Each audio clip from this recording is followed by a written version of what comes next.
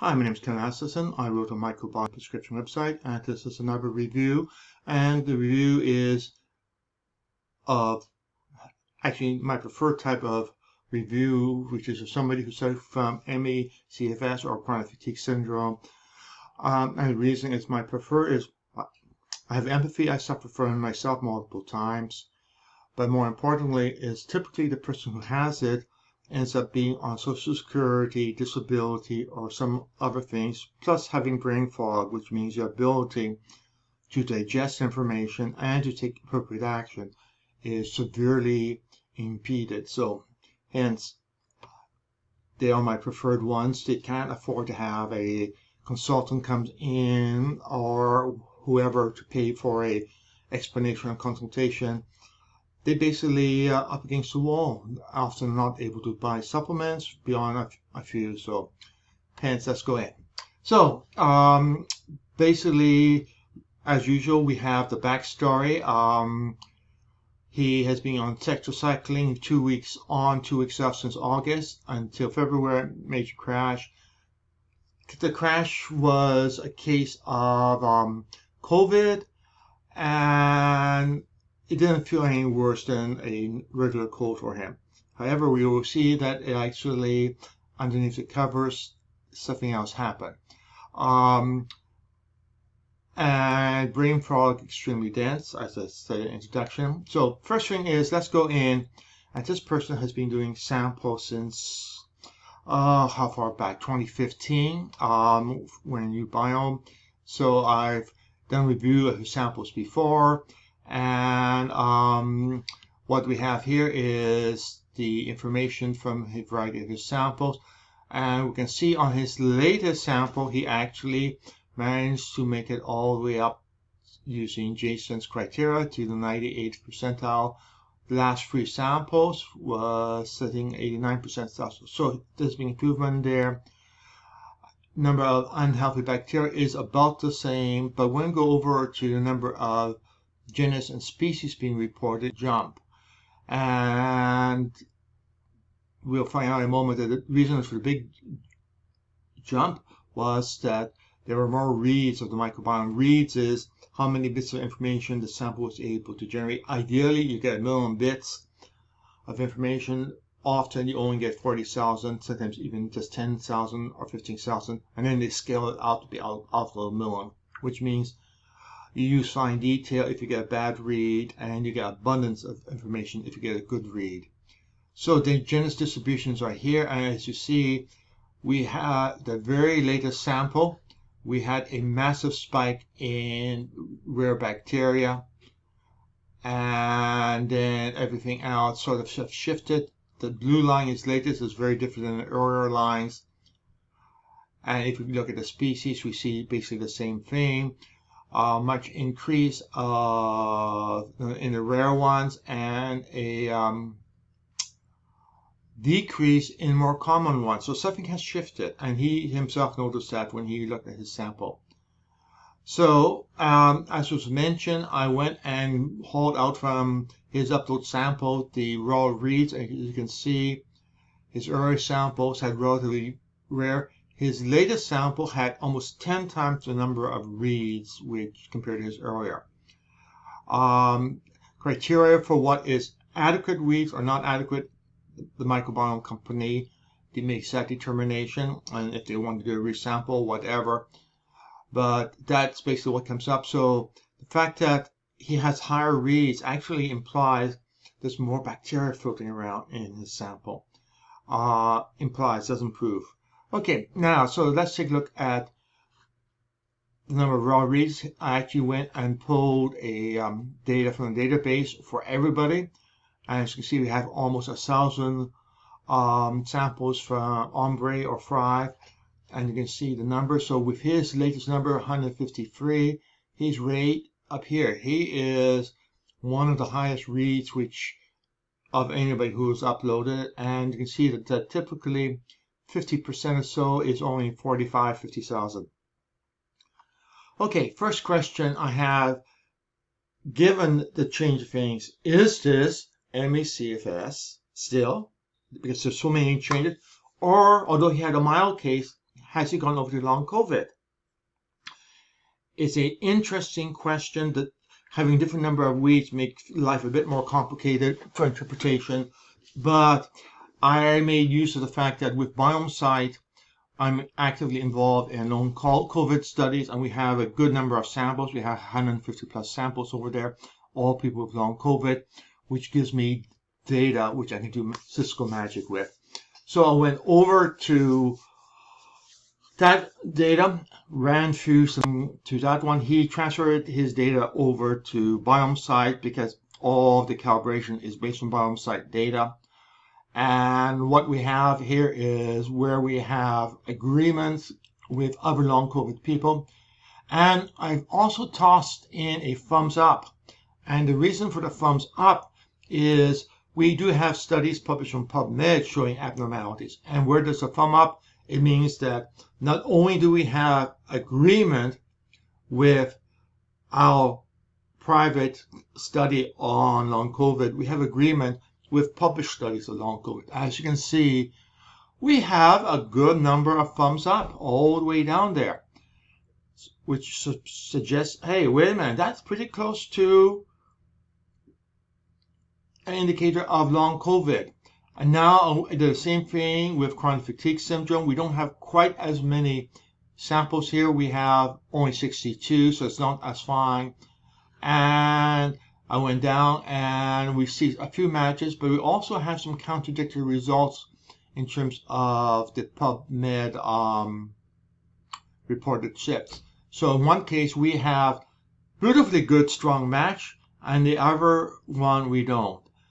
And my comment to him was, congratulations, you don't have chronic fatigue syndrome anymore. It's gone. At least the microbiome was saying it's gone, but you have long COVID instead. Sort of, which demon do you want to deal with? So that sort of answered the question, and it was fascinating seeing. He had long COVID, he had COVID, and it ended up altering his microbiome to long COVID. I have another sample in work which should be out within a day or two. Similar scenario, except the person did not go over to long COVID. They stayed in the chronic fatigue syndrome microbiome family. So that's basically an interesting highlight, which is interesting to see. Okay, so where do we go from here?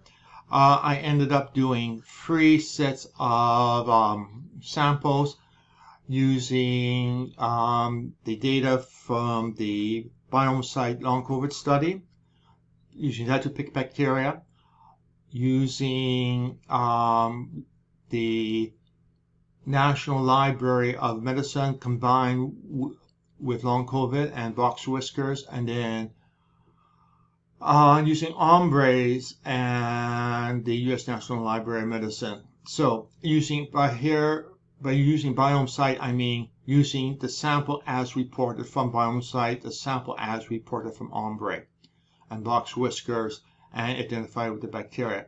Went and did the usual thing. The download is sitting here for anybody who wants to, or for him to download. I'm trying to do this regularly nowadays because for the person, it makes it so much easier. They can download it, put it on their phone, and have it walking with them all the time. So it becomes a nice, easy reference point.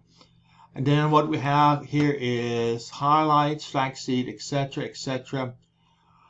And I went back through and looked at the antibiotics. He was doing one, and the thing I found, which does happen, and you have to remember that chronic fatigue syndrome and long COVID, you have many subsets in there, and which subset belong to will vary from person to person. So when few, and most of the top 4 are given experimentally a priori for chronic fatigue syndrome, Bortalo in France, Cecile Zarding in South Africa. Not sure about some of the other doctors, Nicholson, Professor Nicholson. So a bunch of them are avoid.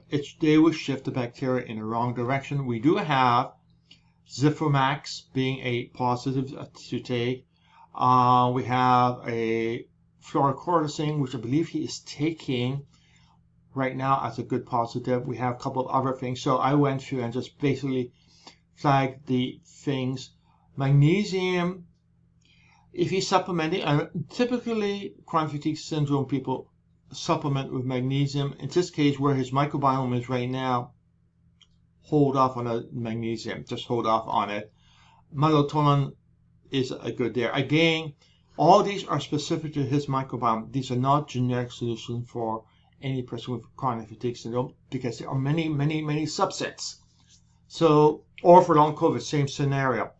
So, that's basically it. So let's go over and take a look at the actual doing it on the site.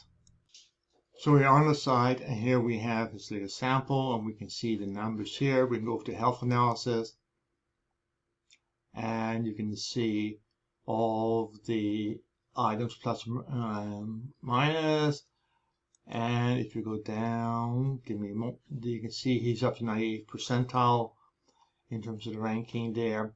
So we have a good long list of conditions there.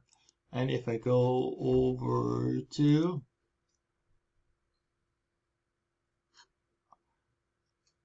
the other analysis, we actually end up with having more.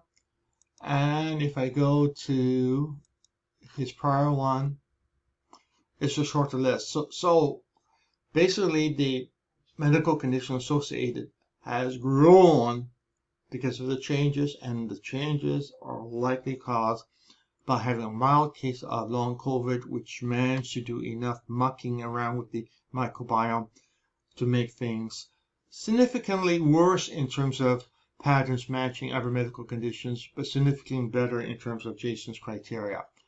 So that is basically that much of it. And then we can go over and take a look at symptoms, antibiotics. I went and checked his antibiotics list, which is here.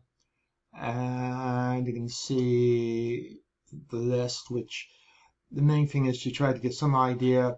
High values are significant.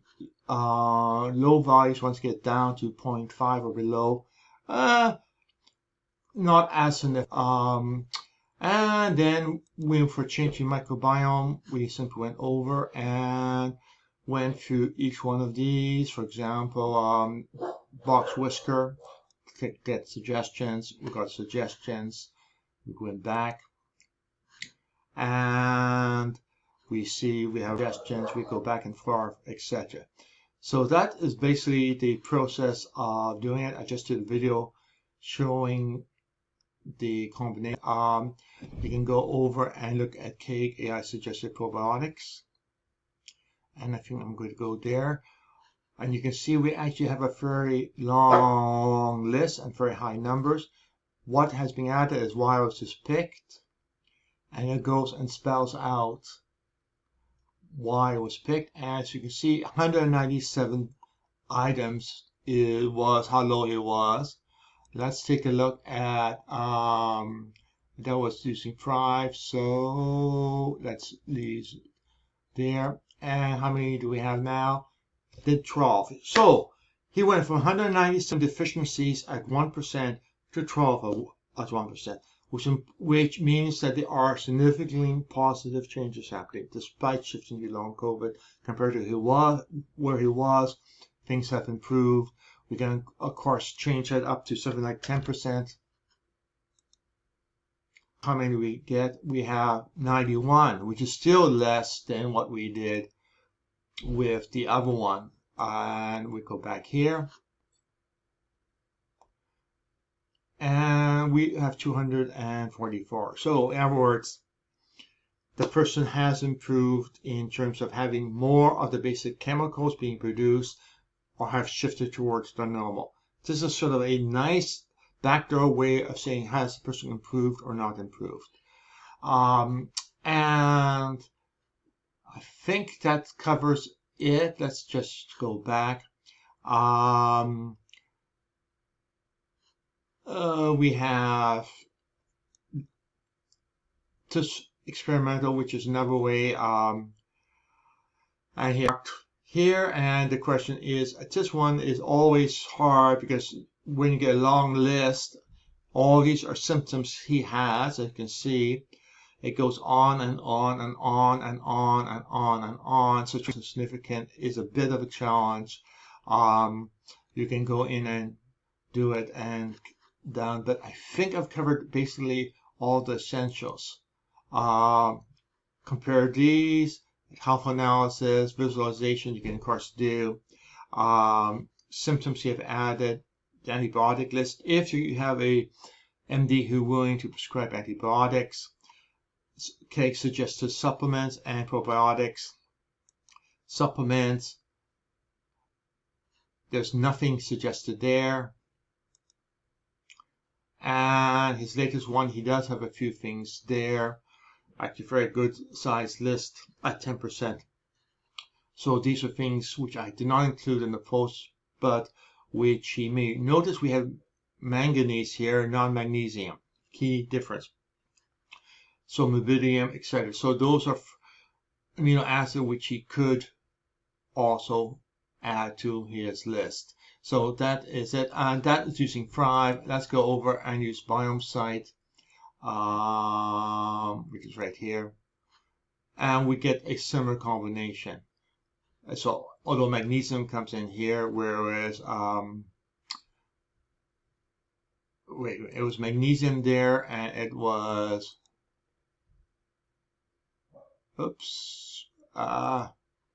excuse my hitting the wrong one. It was manganese here. Again, different software, different things, different shifts, all because the bacteria being reported are different and the numbers as a result are different. So I think I'll shut up at this point of time and get back to other things in life.